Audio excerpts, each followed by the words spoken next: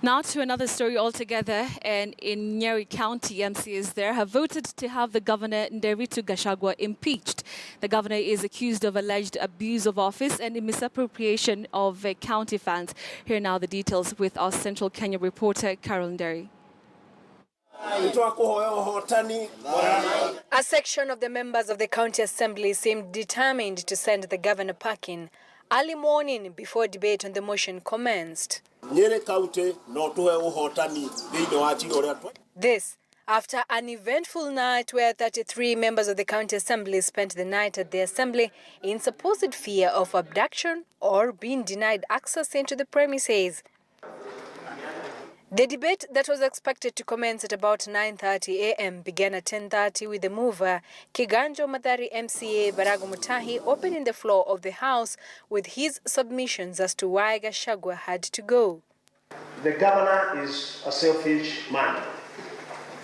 Just because he was denied 10 million to buy a new Mercedes-Benz, went to the media and stated that we are number 47 because the MCAs never passed the budget on time and the appropriation bill on time.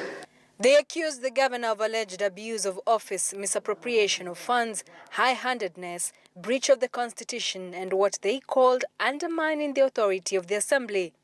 Mr. Speaker, the governor has clearly flouted the Public Service Commission regulations. Without caring, he puts acting officers.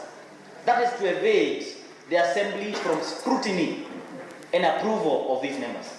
But the governor's allies, though outnumbered, put up a spirited fight, led by Chinga MCA Paul Ngiria, who still sported a neck brace from alleged injury in last week's scuffle at the assembly. Of the Auditor General, they are not referring to the governor. They are referring to the officers' responsibility.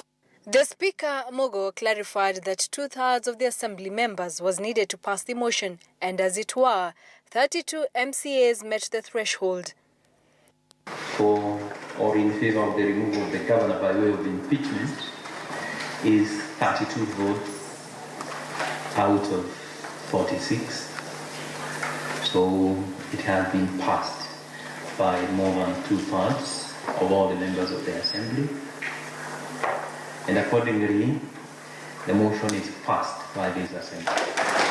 Earlier on, lawyers representing Gachagua, Issa Mansour and Peter Wanyama had been denied access into the assembly.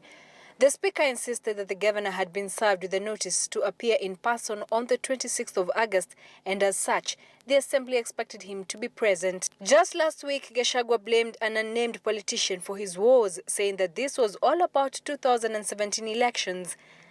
In the KTN News interview, he denied having squandered the 1.35 billion shillings he's been accused of misappropriating. You even hear big figures being mentioned, 158. I'm asking, where are these figures? They are not in the auditor's report. Where are they? So let us stop sensationalizing things. If today I was to use 158 million, I would be before the Senate in a very serious manner. Anti-corruption would be all over me. Now, the governor has been impeached after the 2/3 threshold was attained at the county assembly. But the bigger question here would be, what does this mean for the larger Nyeri County now without the governor? Of course, the Senate has to decide his fate. But what next for the people of Nyeri, considering already there is a budget stalemate? The budget was not passed because of the political wrangles between the governor and the county assembly. What then for the people of Nyeri? The fate of Governor James Nderitu Gachagua is now in the hands of the Senate. This is a serious matter concerning the impeachment, the removal of a governor from office. So every procedure, every rule must be followed to the letter. So unfortunately here they are conducting what we can call kangaroo impeachment. Carol Nderi, KTN News, Nyeri County Assembly.